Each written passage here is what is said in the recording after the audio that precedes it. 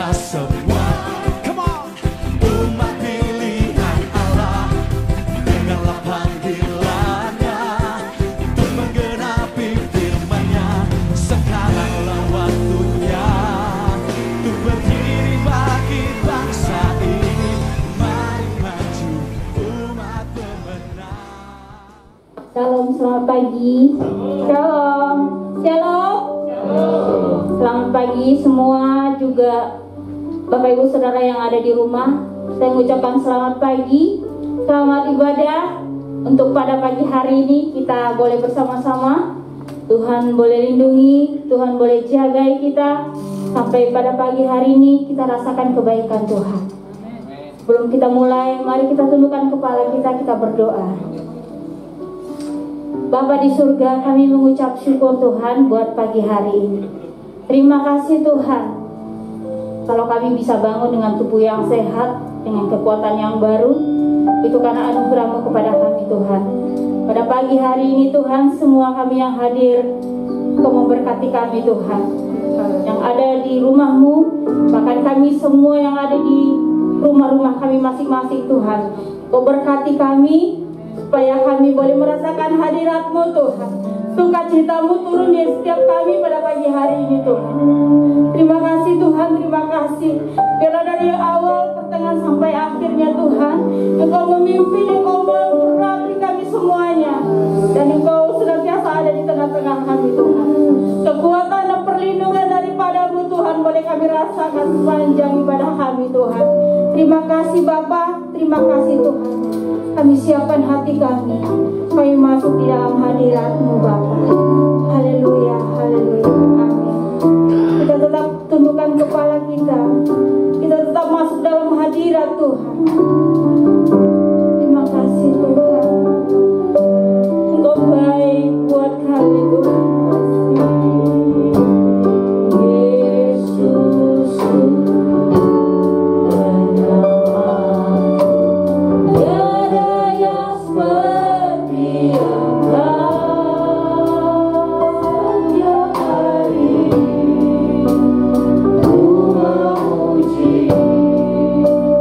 Acha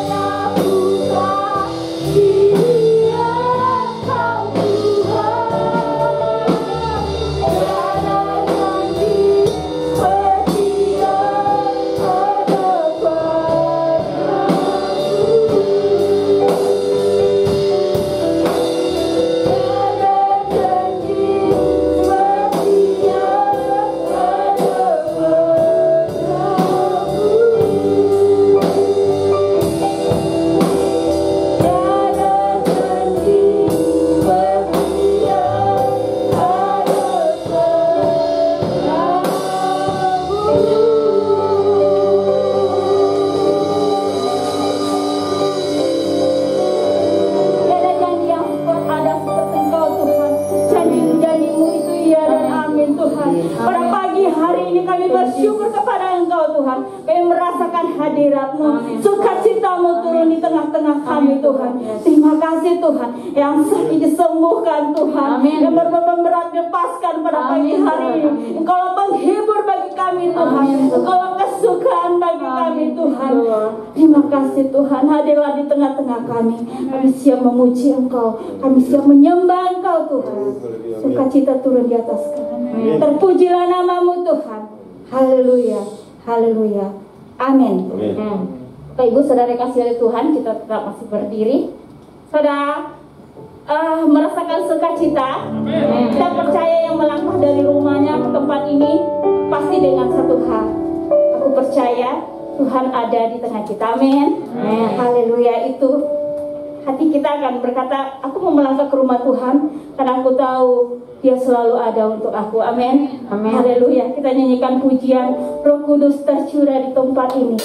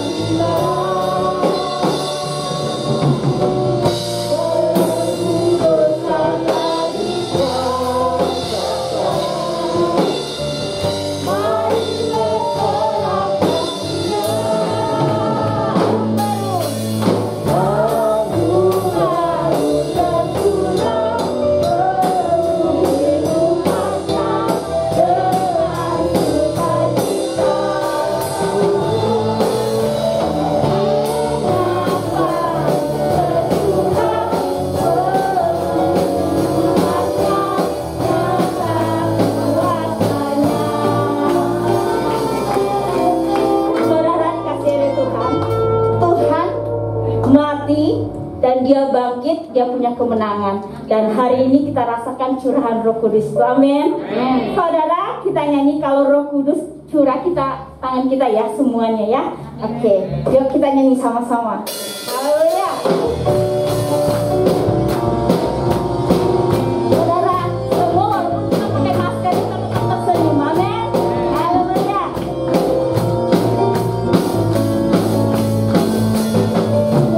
Roh Kudus tercurah.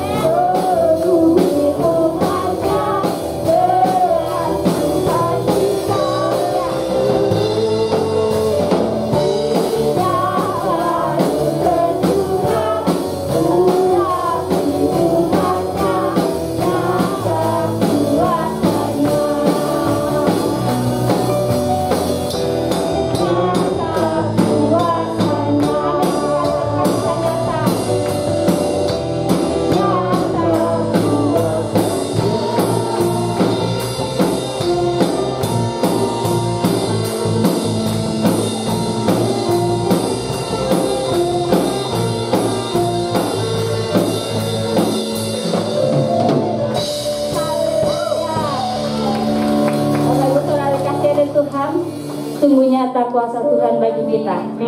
Kadang kita merasakan bahwa di mana ada Tuhan, tapi di saat kita percaya ada Tuhan akan memberikan kekuatan bagi kita di dalam setiap hati kita. Amin. Saudara percaya bahwa Dia hidup ada hari esok. Amin. Yesus hidup ada hari esok. Kita percaya hari esok kita ada di dalam tangan Tuhan. Kita nyanyikan pujian ini sekali lagi. Haleluya, hari ada hari esok. Anak Allah Yesus namanya. Kita masih tetap berdiri ya, karena kita bersuka cita di dalam Tuhan.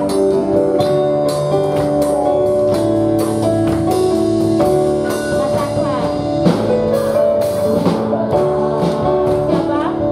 Yesus namanya. Amin.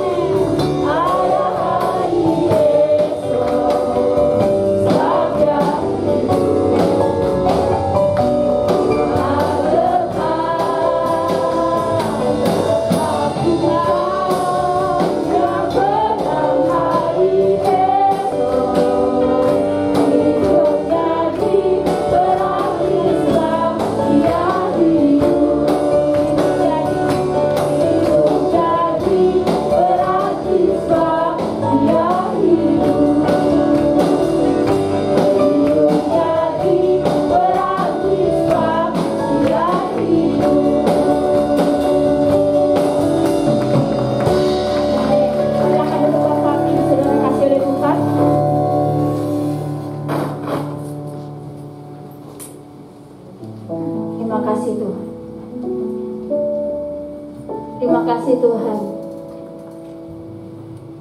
Haleluya. Kau hidup karena Kau mengatakan hari esok ada di dalam tangan-Mu. Saat pagi hari ini Tuhan, kami sudah memuji Engkau dengan sadar bisa kami Tuhan, dengan keterbatasan kami Tuhan. Biarlah setiap pujian kami menjadi dupa yang harum di hadapan Engkau Tuhan. Hanya ini setiap kami yang bisa kami berikan bagi Engkau, pujian hormat kami Tuhan. Olah kekuatan dalam hidup kami Tuhan. Pagi hari ini Tuhan kami siapkan hati kami. Kami siapkan setiap jiwa kami Tuhan. Memberi kami kekuatan. Karena firman-Mu adalah kekuatan bagi kami. Amin Tuhan. Firman-Mu adalah pelita bagi kami Tuhan. Yang selalu mengingatkan kami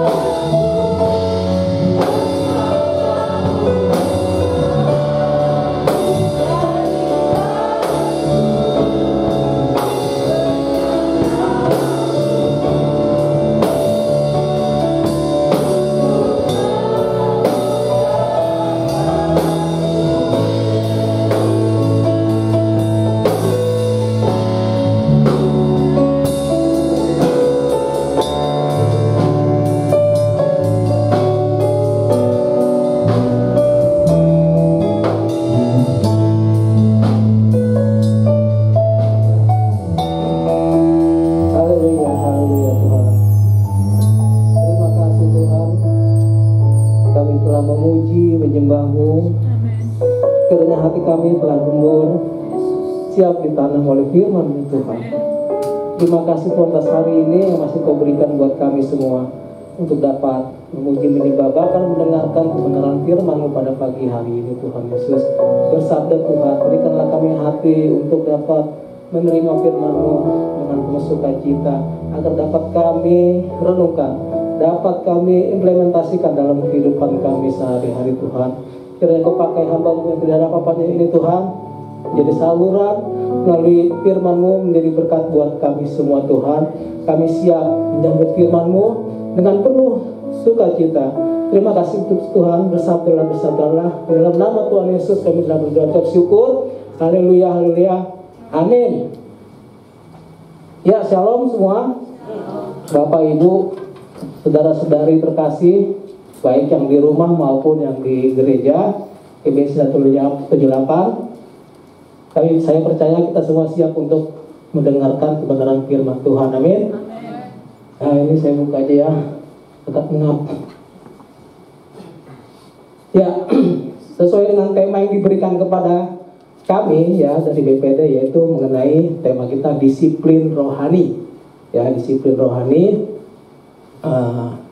Yang saya ambil di dalam Markus 1 ayat 35.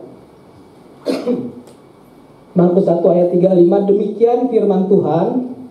Pagi-pagi benar, waktu hari masih gelap, ia bangun dan pergi keluar.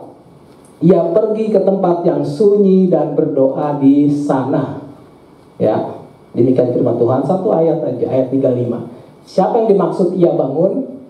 Yang dimaksud ia bangun adalah Yesus Kristus. Yesus Kristus mempunyai suatu kebiasaan bahwa dia pagi-pagi benar, ya, waktu masih gelap. Jadi kira-kira mungkin jam setengah 4 sampai jam 4, saudara. Kalau waktu masih pagi berarti udah jam 5. Mungkin kira-kira jam 4 lah. Ini adalah suatu kebiasaan Tuhan Yesus. Kenapa ia pergi keluar? Karena memang pada saat itu dia bersama-sama dengan muridnya. Jadi dia harus di tempat yang sepi. Dia ingin mencari tempat yang sepi. Kalau sekarang kita nggak perlu pergi keluar rumah ya, kalau untuk berdoa di kamar pun bisa gitu ya. Yang penting cari tempat yang sunyi dan kita berdoa di sana. Apa yang menyebabkan Tuhan Yesus setiap pagi bangun?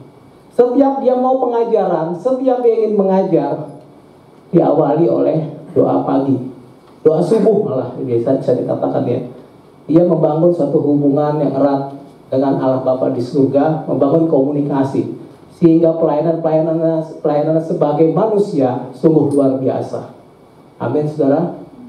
Ya, ini adalah kebiasaan Tuhan Yesus. Disiplin rohani. Apa itu disiplin rohani? Ya, saya cari-cari referensi.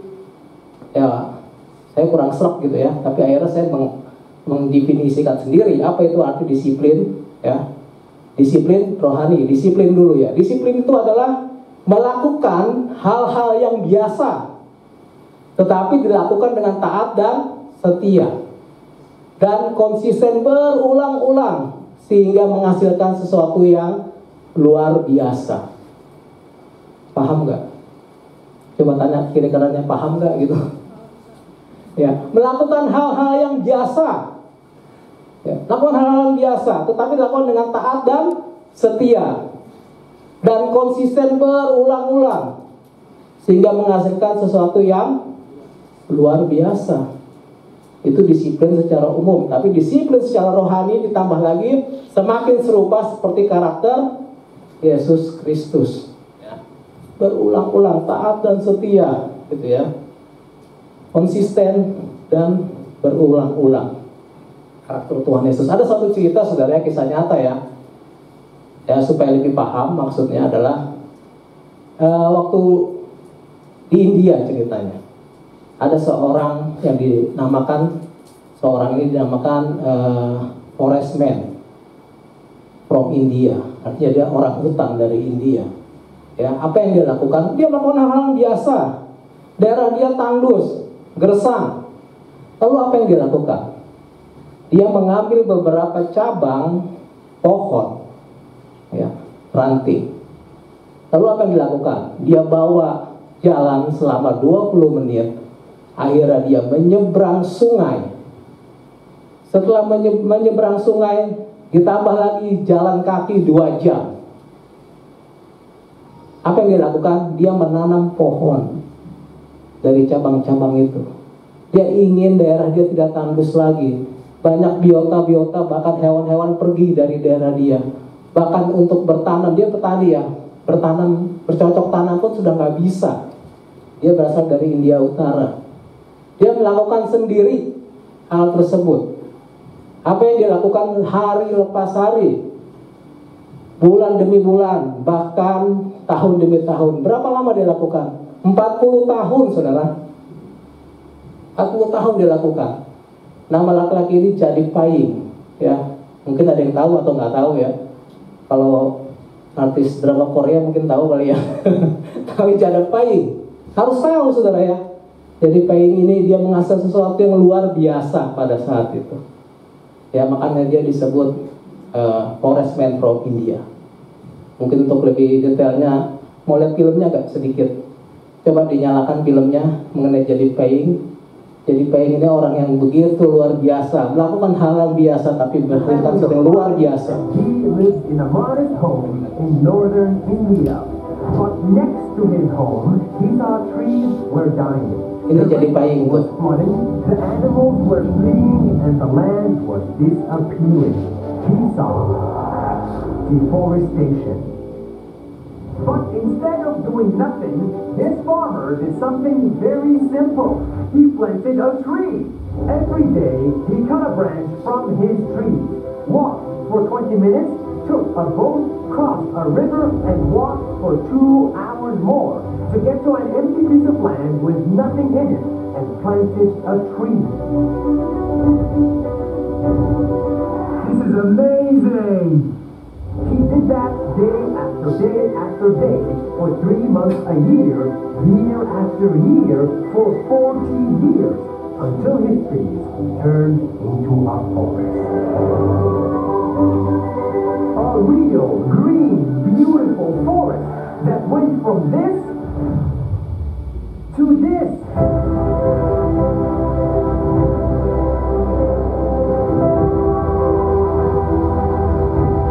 It's too good to be true, but we're standing in it. His forest is estimated to be 550 hectares big, which is the Garden Center Park in Europe. The trees that he planted are now dropping seeds to the ground, and now they're growing even by themselves.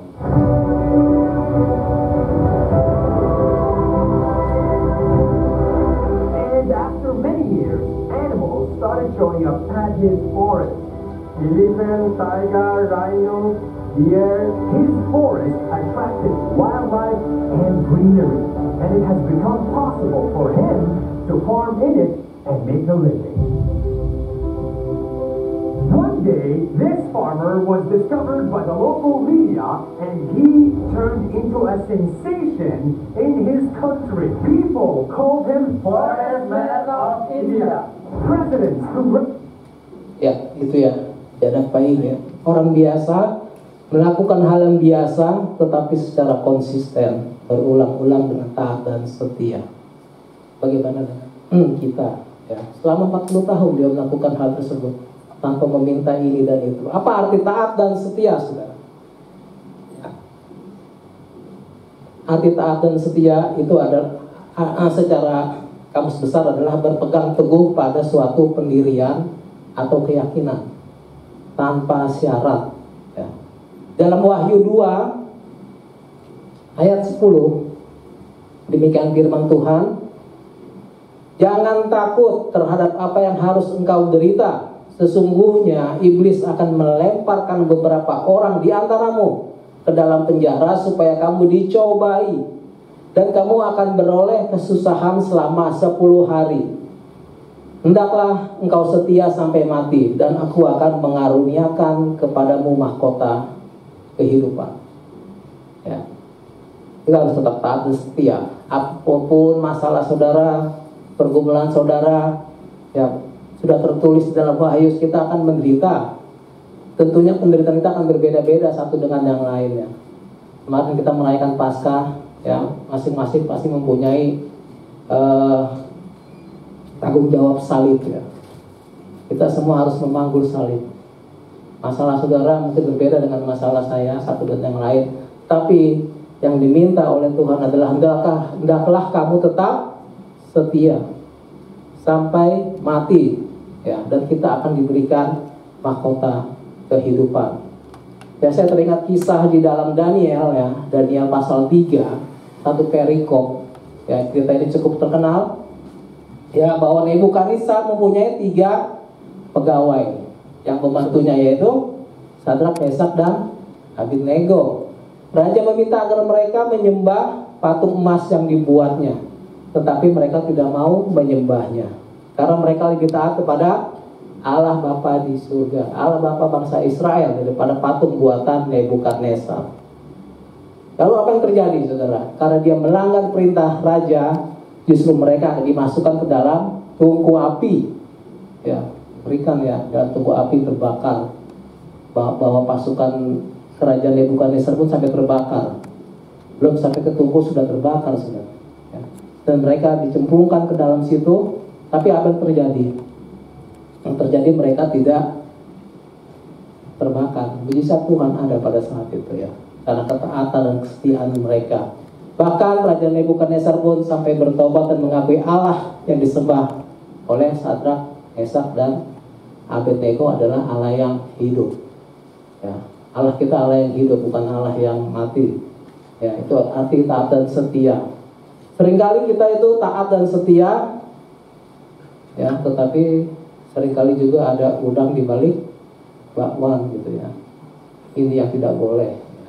Kadang kita tuh setia, ya, biasanya tuh ibu-ibu setia tanggal muda biasanya kali, ya. Ya, ada uang abang sayang, nggak ada uang abang di tendang, gitu, ya. Itu adalah taat dan setia yang bersyarat, ya.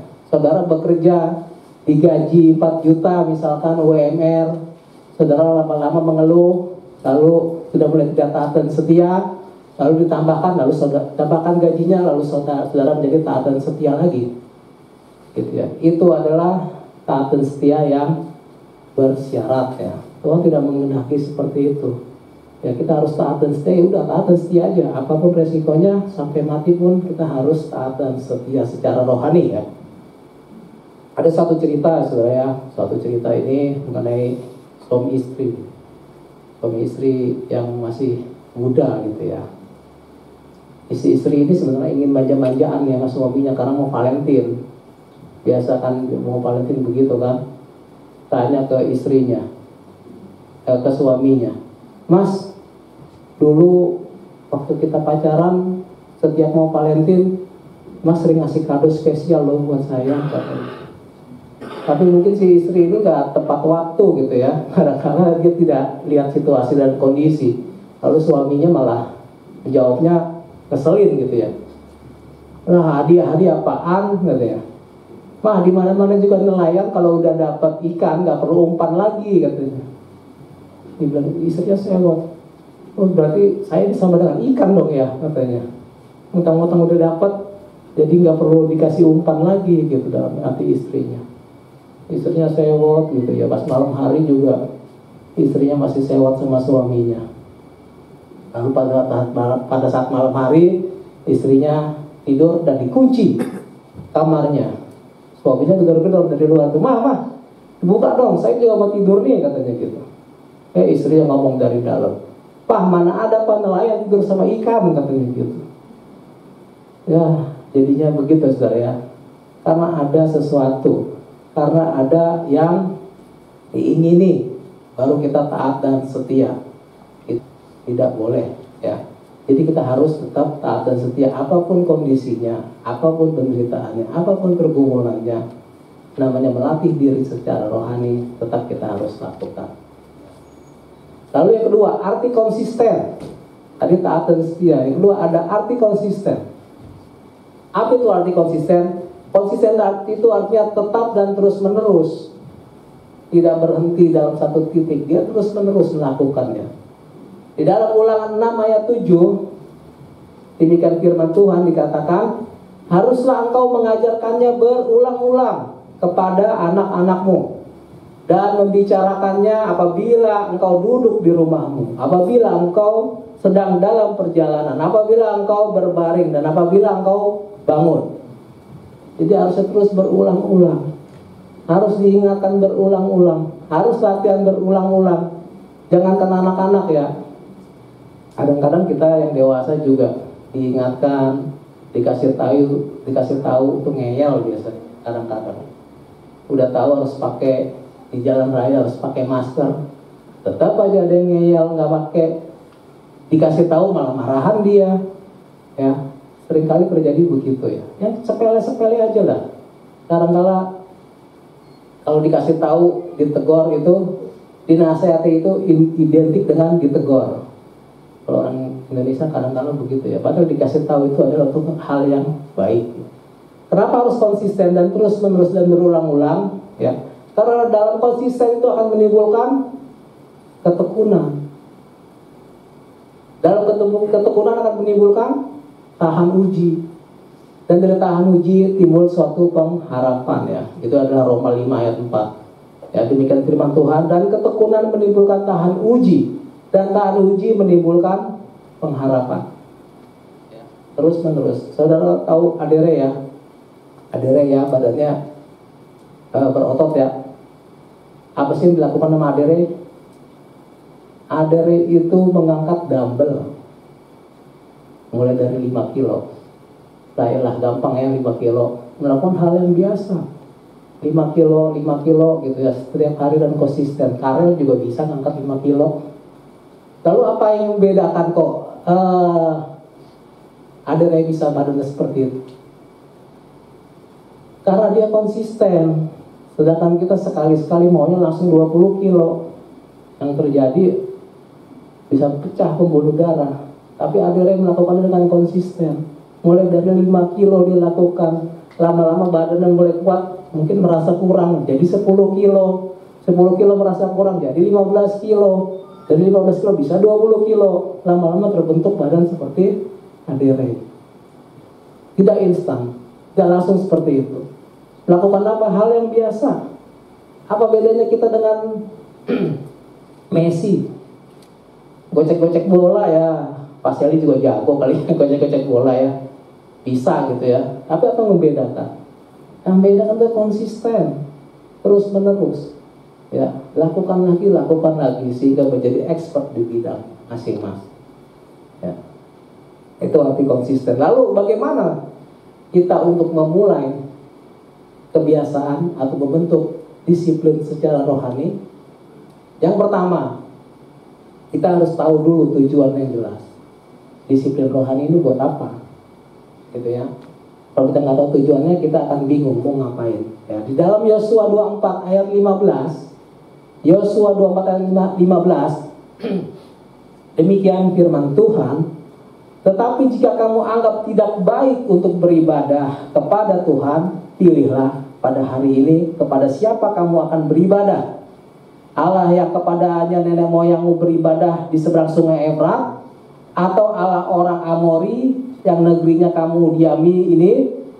Tetapi aku dan sisi rumahku, kami akan beribadah kepada Tuhan. Ya, punya tujuan yang jelas. Jadi tujuan dia adalah beribadah kepada Tuhan.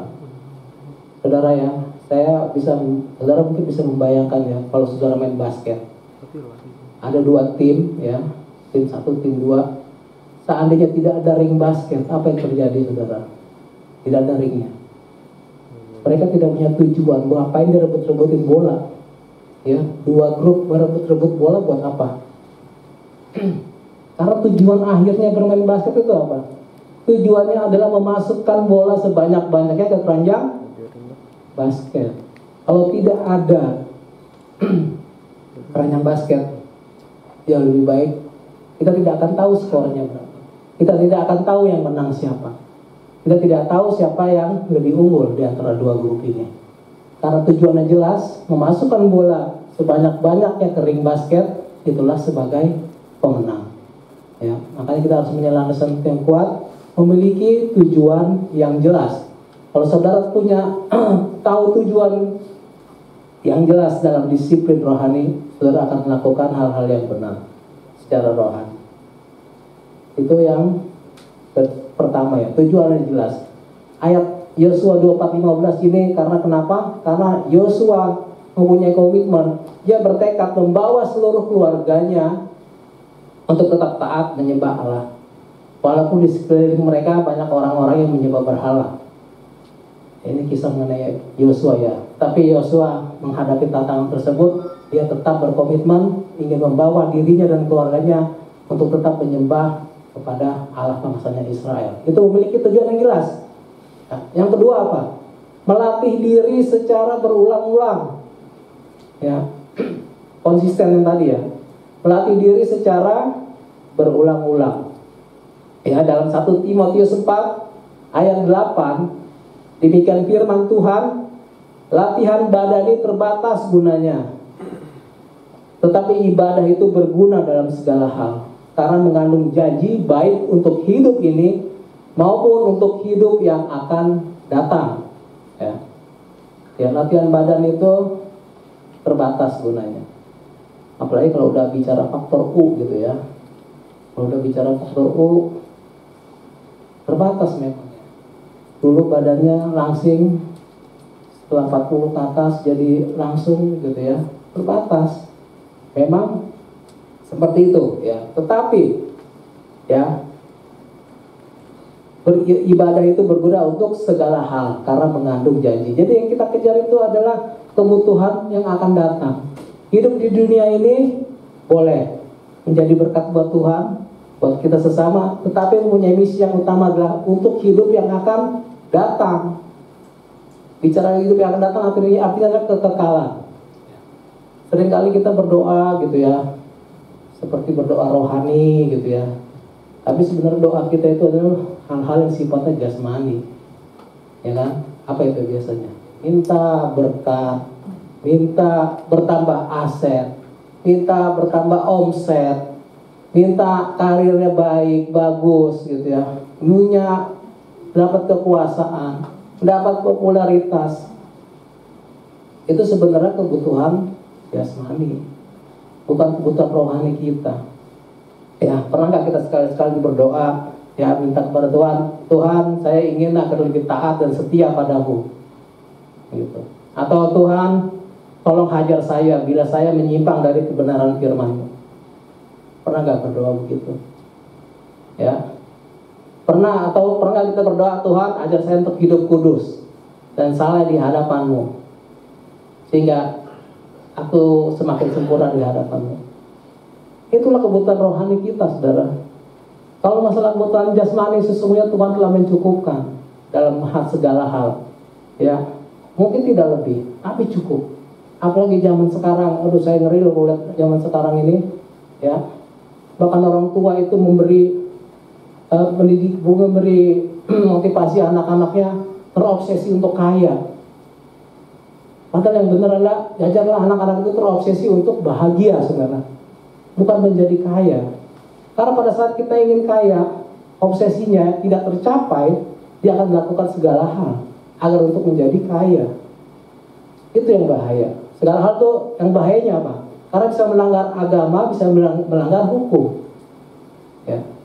Dan tidak akan cukup. Segala sesuatu akan dibanderol dengan harga, dan itu tidak akan memberi kebahagiaan buat anak-anak kita. Jangan anak-anak kita sendiri kadang juga begitu. Ini yang berbahaya. Apalagi saya lihat sekarang ya mohon maaf ya, suka-suka channel-channel YouTube yang berhubungan pamer-pamer kekayaan, stop lah, ya. Karena kalau tuh orang senang ada orang pamerin mobil-mobil mewah, orang senang orang pamerin tas mewah, itu manfaatnya apa? Tidak ada. Ya, kemarin ada tuh salah satu artis sampai bulan madu liburan naik pesawat pribadi, membawa tas Hermes seharga 700 juta. Itu buat apa? Gitu ya. Palah memakit kita untuk memacu kita untuk menjadi konsumerisme. Tidak produktif hidup kita seperti itu. Ya. Jadi melatih diri secara berulang-ulang. Latih diri kita secara berulang-ulang. Lalu ya, yang ketiga, ya, tadi kedua kamu melatih diri secara berulang-ulang ya, dan juga ini khusus untuk pelayan-pelayan Tuhan. Yuk kita belajar melatih diri juga untuk memberikan pelayanan yang terbaik. Ya, jangan kita pelayanan yang asal-asalan. Ya, dan juga jangan kita itu dadak-dadakan, padahal udah diberitahukan seminggu 2 minggu sebelumnya. Ya, saudara-saudara tahu seorang Luciano Pavarotti nggak? Seorang nggak tahu ya. Luciano Pavarotti adalah seorang penyanyi tenor terkenal dari Italia. Ya, dia mempunyai bakat istimewa untuk bernyanyi. Tetapi setiap dia mau konser, sebulan sebelumnya dia sudah melakukan latihan. Sebulan sebelumnya dia mempersiapkan segala sesuatunya untuk konser itu. Ya, sehingga setiap dia tampil luar biasa. Ya, setiap dia konser semua memukau orang. Bukan hanya suara, tapi aksi panggungnya segala macam semua direncanakan dengan baik. Ya, sehingga membuat namanya semakin tenang. Itu untuk persembahan kepada manusia. Dan kita juga harus belajar, ini yang kita mau persembahkan adalah buat Tuhan. Yuk kita berikan yang terbaik. Jangan asal-asalan melayani Tuhan. Dan juga jangan dadak-dadakan gitu ya. Dalam arti dadakan itu baru dikasih $2 sekian lama, baru sekarang itu apa sih? Berasa gerusuk gitu ya. Berikan yang terbaik buat Tuhan. Bukan buat gembala, bukan buat majelis, bukan buat saya, tapi memang terbaik buat Tuhan. Itu melatih diri secara berulang-ulang. Yang ketiga, setelah melatih diri secara berulang-ulang akan menjadi suatu kebiasaan. Ya. Menjadi kebiasaan yang baik tentunya ya. Daniel 6 ayat 11. Demi didengar Daniel bahwa surat berita itu telah dibuat, pergilah ia ke rumahnya. Dalam kamar atasnya ada tingkap-tingkap yang terbuka ke arah Yerusalem. 3 kali sehari ia berlutut berdoa serta memuji Allahnya seperti yang dilakukannya. Apa artinya saudara? Kalau sekarang sih sebenarnya enak ya, kita mau berdoa mau apa juga nggak ada yang larang. Tapi akhirnya malah orang malas untuk berdoa gitu. Tapi di zaman Daniel sudah ya demi didengar Daniel bahwa surat perintah itu telah dibuat. Artinya ada peraturan pada saat itu, peraturan baru bahwa tidak boleh menyembah Allah lain selain patung emas yang dibuat oleh Nebukadnezar. Ya. Tetapi justru Daniel pergi ke atas tingkap-tingkap yang terbuka di atas Yerusalem, artinya dia naik ke atas sotoh ibaratnya ya. Malah dia berdoa kepada Allah bangsa Israel.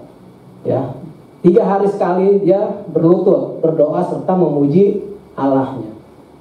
Ini suatu kebiasaan yang baik saudara, yang harus kita lakukan. Saya pun nggak sempurna seperti itu, tapi kita sama-sama belajar. Rumusnya sederhana ya. Proses disiplin itu membangun komitmen, berlatih secara berulang dan menjadi suatu kebiasaan. Ya.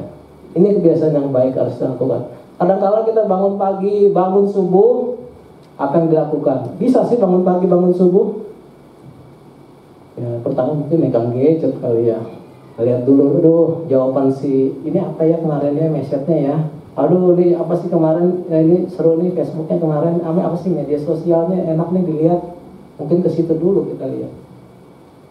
Atau ada yang komen kan ya, kemarin saya bikin update status. Hal itu dulu yang kita lihat. Padahal Tuhan Yesus sendiri pagi-pagi benar pun dia sudah bangun. Apa yang dilakukan? Berdoa. Ya, itu tadi. Ya, dan juga Daniel pun memuji Allah 3 kali sehari. Hasilnya apa yang diperoleh oleh Daniel dengan kedisiplinan rohaninya itu? Bahwa Daniel melebihi daripada pejabat-pejabat tinggi dan wakil raja dalam hal kecakapan, intelektual, kerohaniannya. Dia melebihi semuanya. Bahkan dikatakan 10 kali lebih pintar dibanding yang lainnya. Itu kehebatan Daniel ya. Lalu hal-hal apa saja sih yang harus kita lakukan untuk agar kita dapat disiplin rohani? Ya, saya berikan 2 saja ya. Disiplin rohani yang perlu kita lakukan adalah disiplin terhadap firman Tuhan. Disiplin secara firman Tuhan. Dalam Roma 1 ayat 16, Roma 1 ayat 16 demikian firman Tuhan, sebab aku mempunyai keyakinan yang kokoh dalam Injil, karena Injil adalah kekuatan Allah yang menyelamatkan setiap orang yang percaya. Pertama-tama orang Yahudi, tetapi juga orang Yunani. Artinya apa? Injil itu adalah suatu kekuatan yang bisa menyelamatkan kehidupan saudara dan saya. Ya, disiplin rohani. Membaca firman Tuhan, setelah membaca kita menyelidiki ya apa arti firman Tuhan, bahkan kalau perlu menghafal firman Tuhan ya, bahkan juga merenungkan meditasi dengan firman Tuhan agar itu, karena firman Tuhan itu walaupun satu ayat saudara baca hari ini, pengertiannya 5 hari kemudian saudara baca firman yang sama, ayat yang sama, bisa bertambah lagi pengertian kita yang baru. Tidak akan berhenti karena firman Tuhan itu adalah hidup. Apalagi saudara melakukan satu hal-hal dalam kehidupan saudara, pengalaman saudara, oh ini ternyata kemarin maksud firman Tuhan ini sesuai dengan pengalaman saya seperti ini. Bertambah terus. Walaupun firman Tuhan itu kalimatnya itu aja gitu ya. Tetapi sesungguhnya di dalam firman itu hidup. Saudara akan bertambah terus walaupun ayat yang saudara baca sama dalam kehidupan saudara ya. Itu yang pertama. Disiplin terhadap firman Tuhan. Di mana kita mau mengenal Tuhan kalau kita tidak membaca firman Tuhan. Ya, minimal sehari ya kalau nggak satu perikop ya berapa ayat lah gitu ya. Kan di gadget juga ada tuh ya, Alkitab online atau apa bisa dibaca. Kita baca lah. Mulai dari Kejadian sampai Wahyu. Nggak perlu ngerti, nggak apa-apa saudara, baca aja. Lama-lama ada pengertian dan nyangkut gitu ya dalam kehidupan kita. Oh kemarin maksudnya begini, oh kemarin maksudnya begitu gitu ya. Itu disiplin terhadap firman Tuhan. Setelah disiplin secara terhadap firman Tuhan, yang kedua ada disiplin terhadap doa. Tentunya satu paket ya, firman Tuhan, doa. Bahkan sebenarnya doa dulu baru membaca firman Tuhan ya. Tadi seperti ayat pertama kita baca dalam Markus 1 ayat 35, pagi-pagi benar waktu masih gelap, ia bangun dan pergi keluar, ia pergi ke tempat yang sunyi dan berdoa di sana. Setiap Yesus ingin melakukan pengajaran, setiap Yesus ingin melakukan kegiatan rohani, dia pasti melakukan doa subuh. Ia bangun dan pergi keluar. Dia berdoa di tempat yang sunyi untuk berkomunikasi kepada Bapaknya di surga. Sebagai ucapan rasa syukur, bahkan juga permohonan, atau bahkan juga pengakuan dosa kita saudara ya. Karena kalau memang tidak langsung tergenapi apa yang kita inginkan, tapi paling tidak bisa berjalan secara proses waktu yang akan digenapi pada waktu yang Tuhan inginkan. Itu mengenai disiplin terhadap doa. Lalu yang ketiga apa? Disiplin dalam berbuat baik. Ya, kalau saudara sudah mengenal firman Tuhan, sudah melakukan doa, seharusnya otomatis juga dapat berbuat baik. Karena firman Tuhan itu ya dan amin, baik dan benar. Ya, Rasul Paulus pun memberi motivasi kepada orang Kristen yang ada di Galatia pada saat itu ya, untuk senantiasa berbuat baik. Di dalam Galatia 9 ayat 9 sampai 10 demikian firman Tuhan, janganlah kita jemu-jemu berbuat baik, karena apabila sudah datang waktunya kita akan menuai jika kita tidak menjadi lemah. Karena itu selama masih ada kesempatan bagi kita, marilah kita berbuat baik kepada semua orang, tetapi terutama kepada kawan-kawan kita seiman. Jadi dikatakan tidak jemu-jemu untuk berbuat baik ya kepada orang banyak ya. Dan juga dikatakan bahwa kita akan menuai pada waktunya Tuhan maksudnya ya. Kenapa pada saat itu gereja mula-mula berkembang secara luar biasa? Karena berbuat baik. Jemaatnya, majelis semua berbuat baik ya. Menabur kebaikan ya, karena apa? Berbuat baik itu sesungguhnya alat yang paling efektif untuk kesaksian hidup buat orang di luar gereja.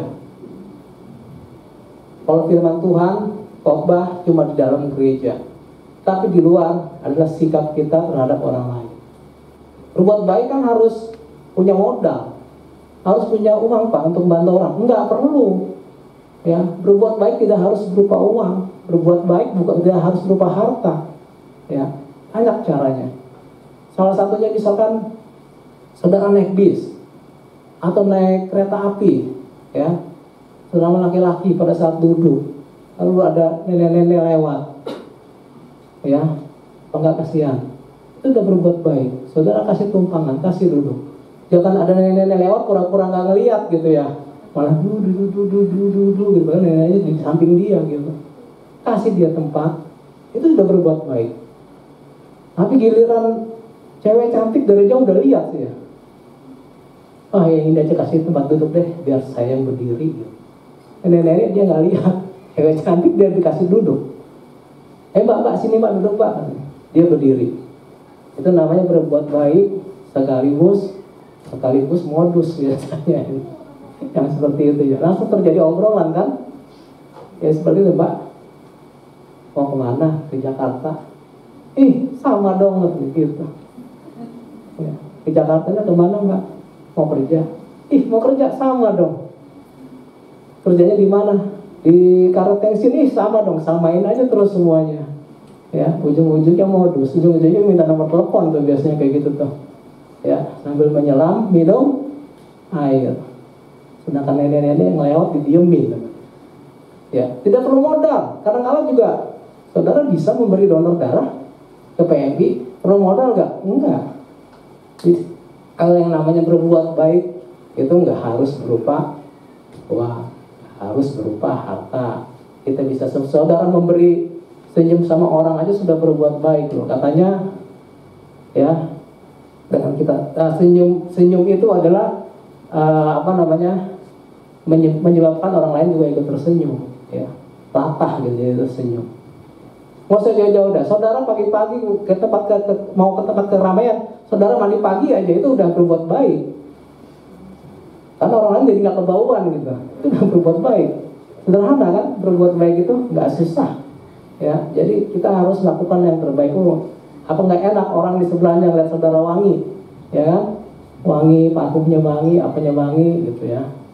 Kan orang senang lihat dekat-dekatnya, daripada saudara udah 2 hari nggak mandi di sebelahnya, orang pengen jauh-jauh biasanya kan.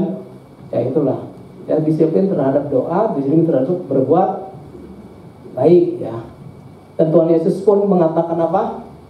Ya, dalam Matius 5 ayat 16, demikianlah hendaklah terangmu bercahaya di depan orang supaya mereka melihat perbuatanmu yang baik dan memuliakan Bapamu di surga. Ya. Artinya apa? Kita jadi kesaksian dengan kita berbuat baik, memberi tempat duduk orang. Atau kita punya pakaian bekas yang masih bagus, dengan catatan yang masih bagus ya, kita beri untuk orang yang lain. Apa sajalah. Selagi kita masih mampu ya. Tadi dikatakan apa? Ya, karena itu selama masih ada kesempatan bagi kita, artinya ketika kita masih hidup, masih diberi kesehatan, masih diberi suatu pekerjaan, masih diberi suatu berkat, lakukan, berbuat baik terhadap semua orang. Dan ini adalah mengenai disiplin rohani. Kiranya kita bisa melakukannya hal-hal seperti itu. Tadi dikatakan apa? Yang penting itu adalah, yang pertama adalah taat dan setia ya, kita harus setia. Yang kedua adalah konsisten ya, terus memulainya dengan cara memiliki tujuan yang jelas ya. Kalau tidak jelas, saudara juga bingung, lalu melatih diri secara berulang-ulang sehingga menjadi suatu kebiasaan.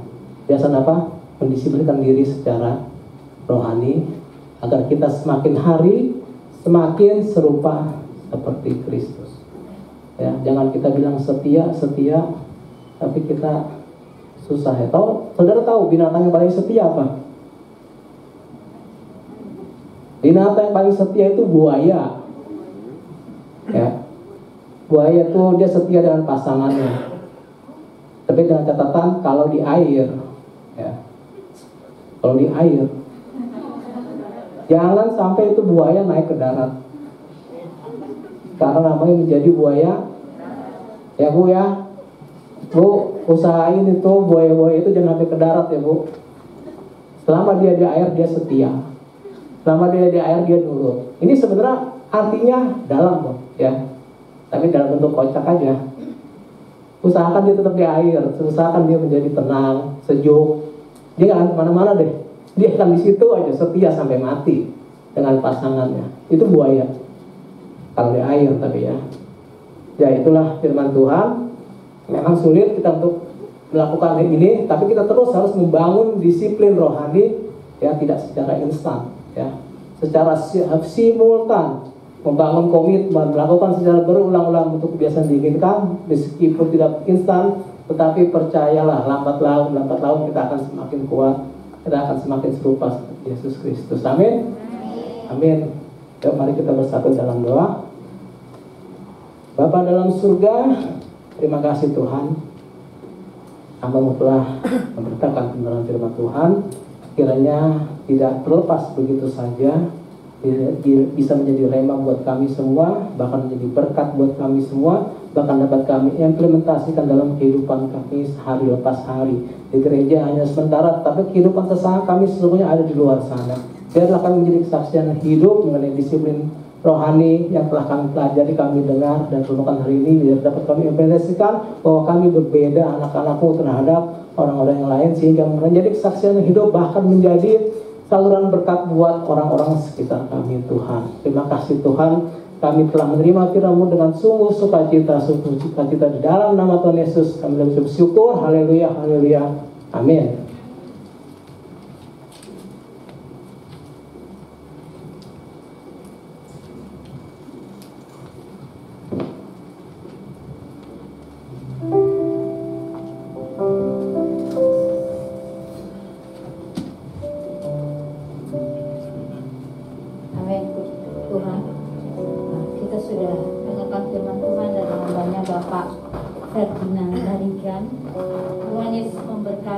Dan kita semua sudah diberkati oleh Tuhan, ya firman Tuhan. Sekarang kita akan siapkan persembahan kita. Juga yang ada di rumah boleh siapkannya, memberikan lewat nomor yang sudah disiapkan, dan kita berdoa. Bapa di surga, terima kasih Tuhan buat hari ini. Biarlah setiap pujian kami dan firman Tuhan yang sudah kami dengarkan boleh memberkati kami ya Tuhan. Dan saat ini kami memberikan persembahan kami, apapun persembahan kami ya Tuhan yang Kau sudah memberikan kepada kami satu minggu ini, dan biarlah kami berikan yang terbaik bagi Tuhan. Berkati tangan-tangan yang akan mempersiapkannya Tuhan. Biarlah Engkau memberkati, dan juga yang ada di rumah, Engkau juga memberkati mereka Tuhan.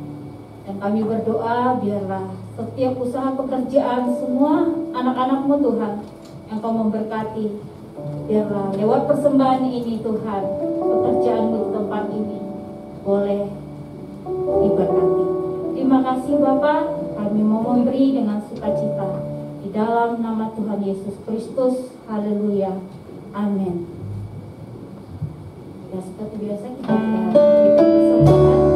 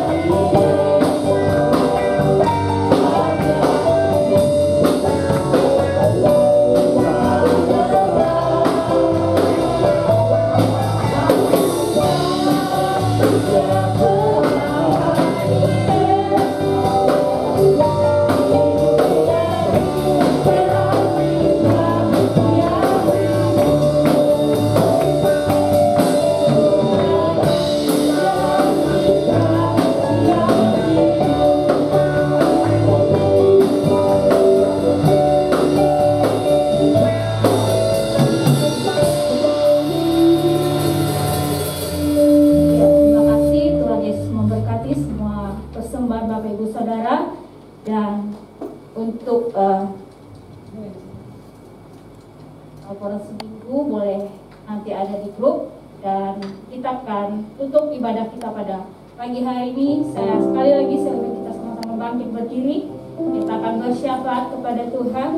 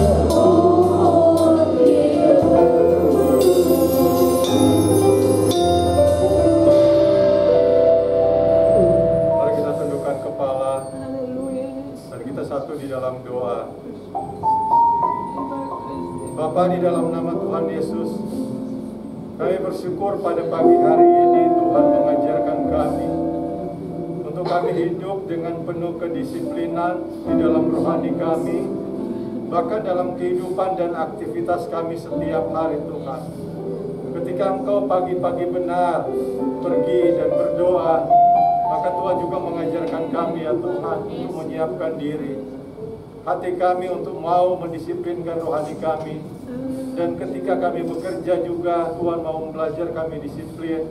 Dan ketika kami hidup dalam kehidupan kami sehari-hari, baik dalam pekerjaan, pendidikan, maupun bersama dengan keluarga, kami harus belajar disiplin.